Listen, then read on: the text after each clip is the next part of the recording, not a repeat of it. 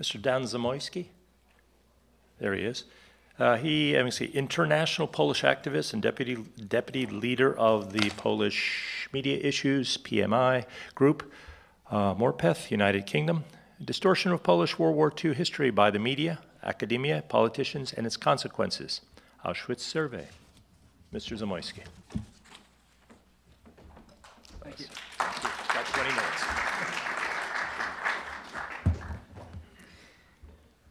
Well, I'm going to try to organize these microphones so that you can hear me and I can see my screen here. There. Can you hear me all right? Oh, good, thank you. Good afternoon. And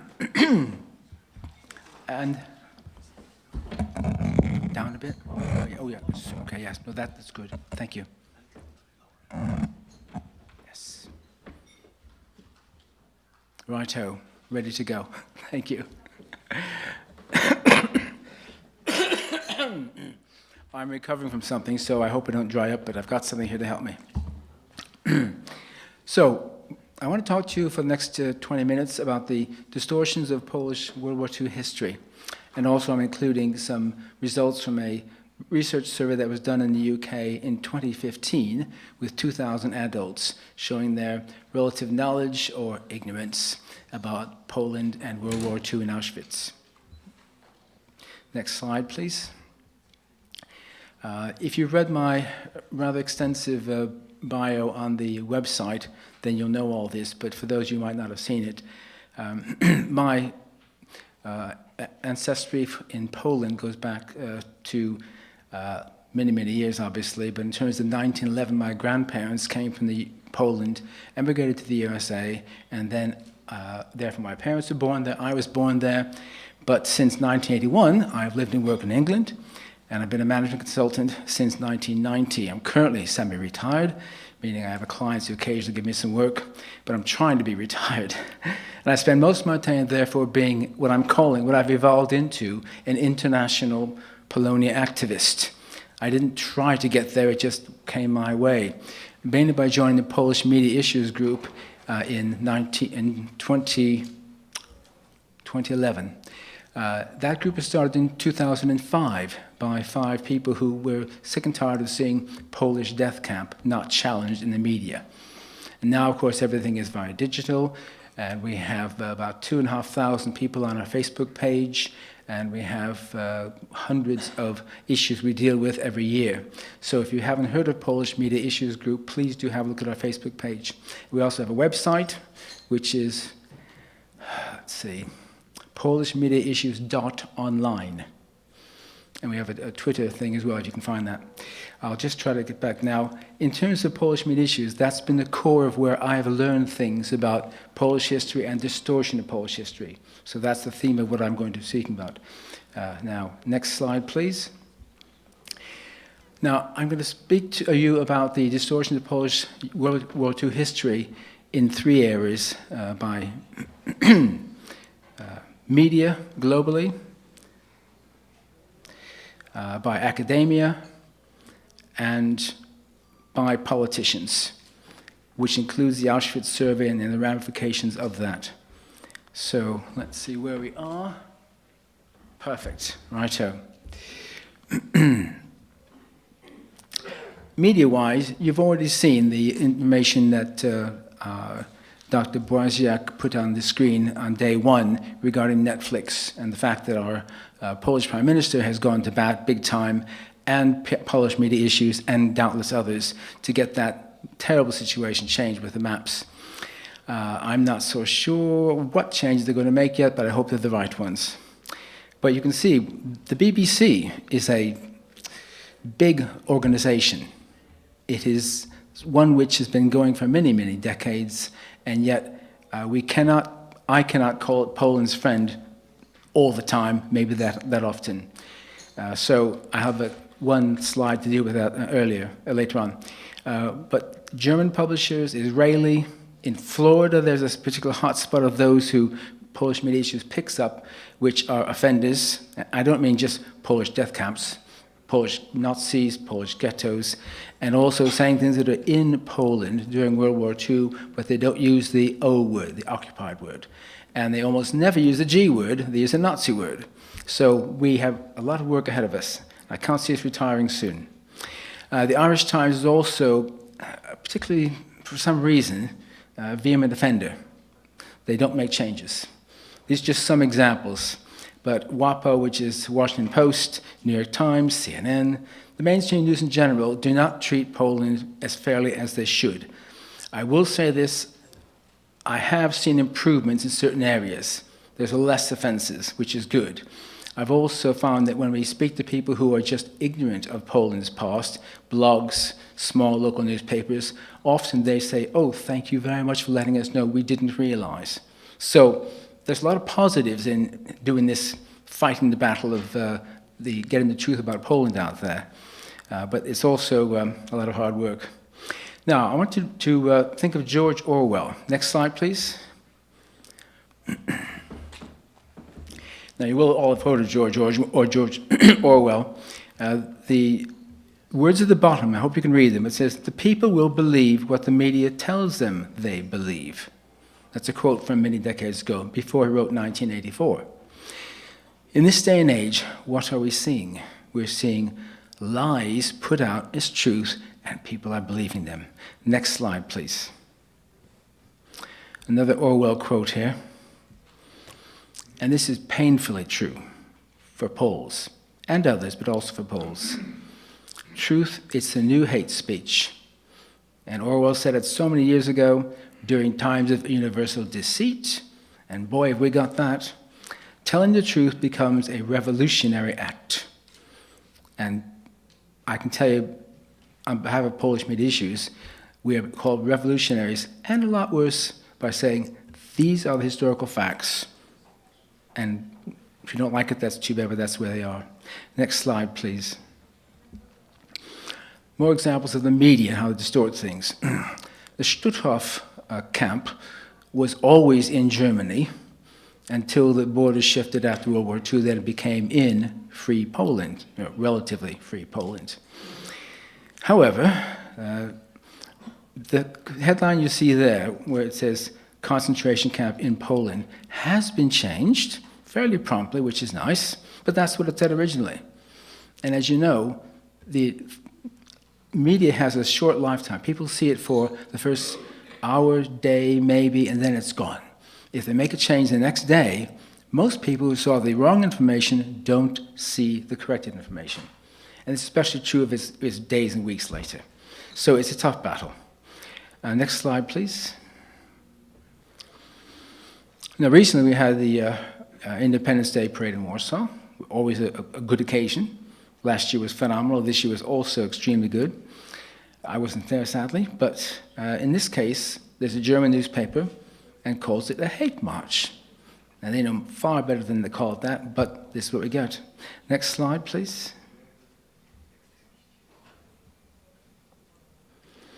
Now, I don't know who is behind that particular headline of putting hate speech in there, but this Berlin newspaper mogul, Holger Friedrich, used to work for the Stasi. It comes out now in the 70s. I believe maybe late 60s, I can't recall now.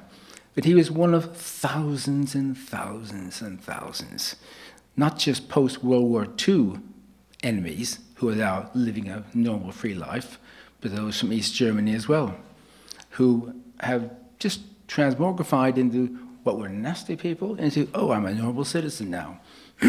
Never prosecuted for their crimes, and never will be. Next slide, please. Now, I have a great respect for the Queen of England. Totally, I have two passports, American and British, and I thoroughly respect the Queen. This was not the Queen's doing. You'll see in the next slide what I mean.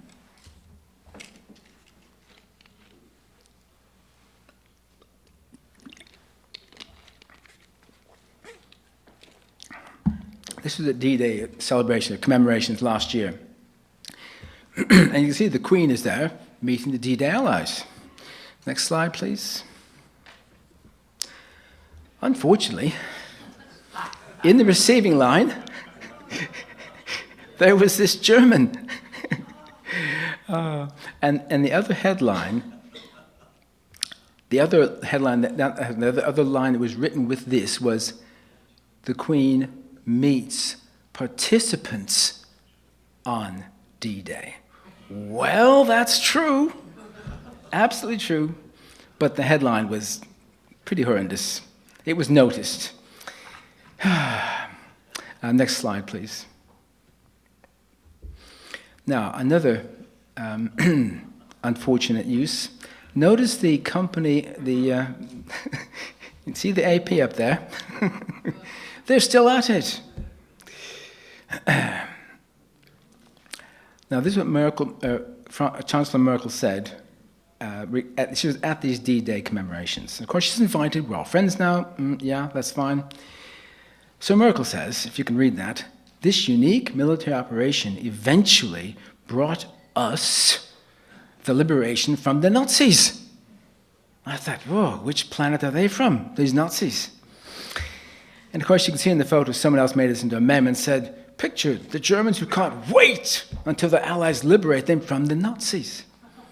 So hopefully we'll be able to get a copy of this, if you wish, from the things available from the website. But next slide, please. So some of the things we see are humorous. Some make our blood boil, but sometimes we have some fun with them, like that. Now, this one particularly made us at Polish Media Issues, and I think was anyone who read it, quite angry, because you can see on your left-hand side there, hysterical lying headlines, making it look like it's Poles who are at fault. And the actual fact are these were Israeli students assaulted by Qatari youth, but in Warsaw. And that took, I think, a couple of days to get sorted out. So most people who saw that said, "Oh, these Poles attacking Jews in Poland, how could they do that?" Unfortunately, part of the distortion. And none of this helps. Next slide, please. Now, I was very pleased to see the Prime Minister of Poland, Morawiecki, make such a strong comment to Netflix. And things happened fairly quickly in terms of, yes, we will change. But I'm not sure what actually the changes are going to be. I've heard they're balking at actually changing the actual map. We'll find out later what they really are going to do. Does anyone know if it has been changed officially yet in the film? Probably not. That'll take some time, you see. So I hope they do what they should do. We'll find out. Again, even if they agree to make changes, these publishers, you don't know what you're going to get until you get it. And sometimes we're happy, sometimes we're not so happy. Next slide, please. Now, what can I say about the BBC? This is absolutely spot on, sadly. There have been booklets made. There's one of our PMI colleagues, one of our founders, Jan Jekwedowicz, who's written a number of small booklets about the way that the BBC and others have actually told lies or been selective with the truth, or when they talk about occupied countries, occupied France, occupied Belgium, occupied this, they almost never say occupied Poland.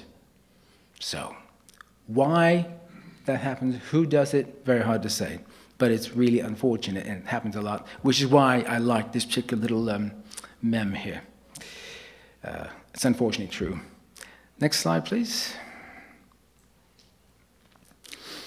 Now, you'd think most people would recognize that Auschwitz is not a Polish word. Now, a lot of Brits, a lot of Americans, maybe even the French, Italians, they might not, but you'd think by now they would have heard enough of Auschwitz German to get this right, but maybe not. So this particular little thing here, I use it as an example to send to people sometimes, have you realized this TZ, or TZ, is German, whereas CZ or CZ is Polish? Now, most non-Poles wouldn't necessarily realize that. But we have a big education program on. Next slide, please. Now, when it came to covering distortions of the Polish World War II history by academia, I could spend the whole day on that, but we don't have time. So I just wanted to cover the main people that you probably mostly already know about. But J.T. Gross and his neighbor's books, etc. Jan Grabowski in Canada. Barbara Engelking in Poland. There are some in the Polish Academy of Sciences, I am told, who are very anti-Polish. What they're doing in that academy, I can't imagine, but that's another matter. I'm sure there's some people here who could tell me the answer, and I look forward to telling me later. And in academia, the ones who are mainly the anti-Polish happen to be ethnically Jewish. That's just a statement of fact, sadly. Next slide, please. Now, you probably all have heard of Norman Davis. He recently published a book in which it's mentioned, next slide please, that this professor who was in charge in 1974 of indoctrinating these UK authors, historical authors, made these points. Any mention that the Polish nationals were also victims during the war was denied, meaning the question, weren't they victims? Oh, no, no, no. Next slide, please. Can I ask, how many of you have heard of G.K. Chesterton? I'm seeing maybe a dozen hands, so not everyone. And he was a well-known religious writer and very well respected and a protege of C.S. Lewis, who wrote the Lion, Witch, and Wardrobe series, etc. So I won't read this out now due to time, but if you can have a look at it later, it's a very, very evocative and interesting statement. Okay. Now, I'll read through this next few quickly because we're out of time, or we're getting close to time. So the consequences of historical distortion are vast, massively vast for Poland and Poles. No reparations, smear Christianity, false creation of Polish Nazis, no, never existed. Polak jokes, which I've heard a few. Infamous charging tanks, charging German tanks on horses, it's a lie, etc. Next slide, please. By politicians, the distortions, you will have heard, I'm sure, the many by the Israeli politicians, Katz, Yamir, Lapid, Rivlin, and others. I think Hussein Netanyahu as well, but I'm not sure if he's a politician still or not. Not sure what the situation is. In the USA, we have the infamous S-447 bill. President Obama said Polish death camps at a Freedom Medal Award for Jan Karski. How can that be? And there's a chap named Verhofstadt in the EU called the marches last year fascists. And Timmermans is no good. There are various ones in the next slide, please. Now, due to massive Polish casualties in World War II, I think I've got the right. Oops, hold on. Next slide, please.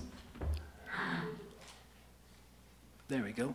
And you can't read this, so look at it in your notes perhaps later on. But Poland was proportionally the highest loss of people, civilians and soldiers during the whole war by a long factor. Again, you'll probably know many of these things yourself.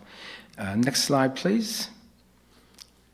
And this gives another summary of why German war reparations are certainly deserving to be paid to Poland. Next slide. Okay. This is self-explanatory, but we have tried to preach this message out so that there are some groups, or a group that thinks that they're the only victims, sadly. Next slide. You'll like this one. Why Germany doesn't want to pay Poland war reparations. Germany won't pay Poland war reparations because Germany claims that the Polish government decided in 1953 that they won't pay any reparations. Next slide, please. Enough said. Sadly, sadly true. Now, anti-Semitism has been weaponized big time.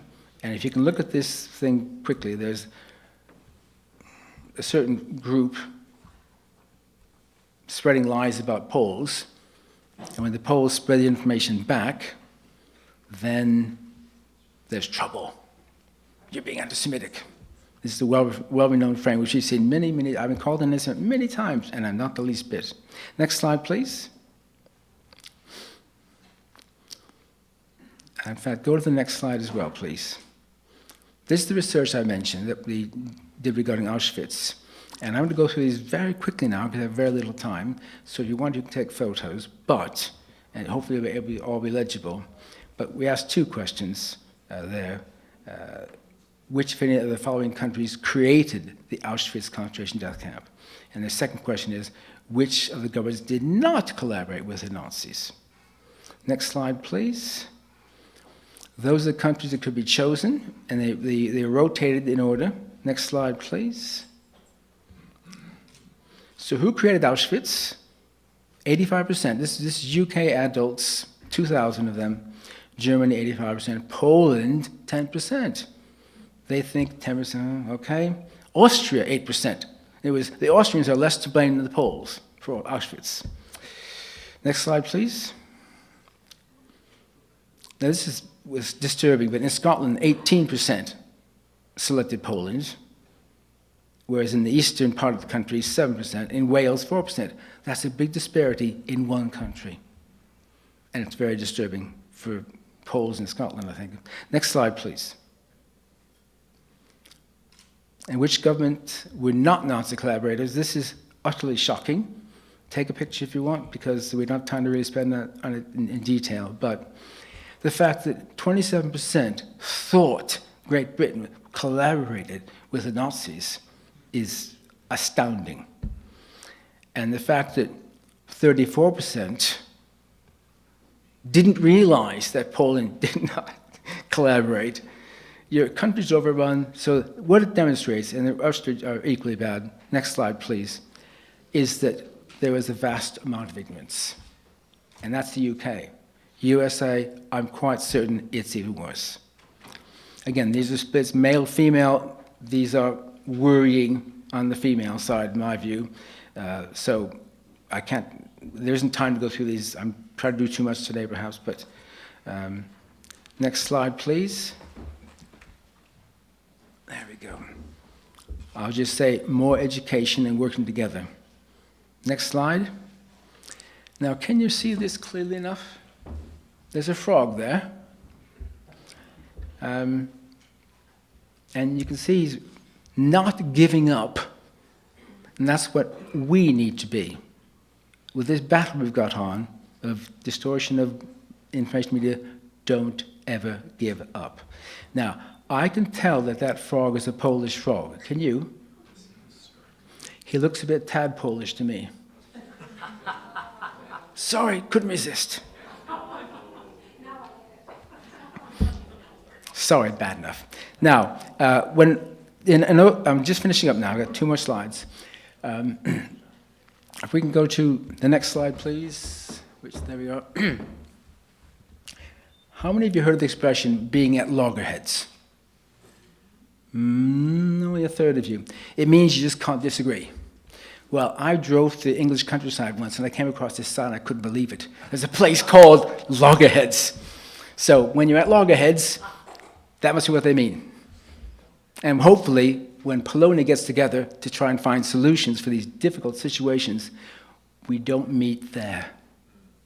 All right, next slide, please. Now, this is my final slide, I think. Just about nearly. Well, have a read of that. Is it legible? Oh, yeah. Okay. Okay. I used this years ago when there was an election on in the UK. Well, there's elections on in the UK again.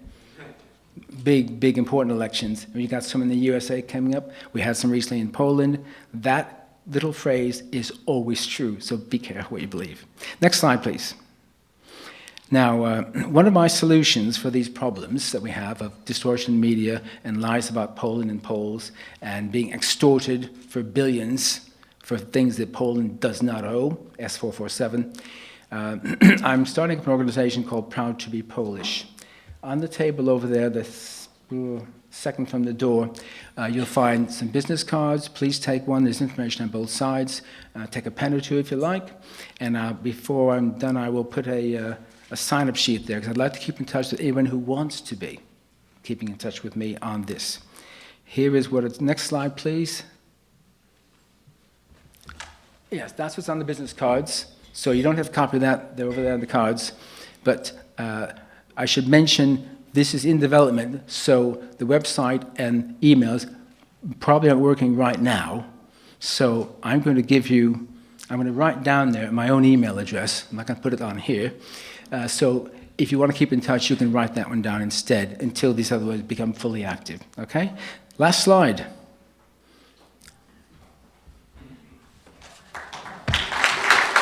Thank you. Thank you. Thank you, Mr. Zamoyski.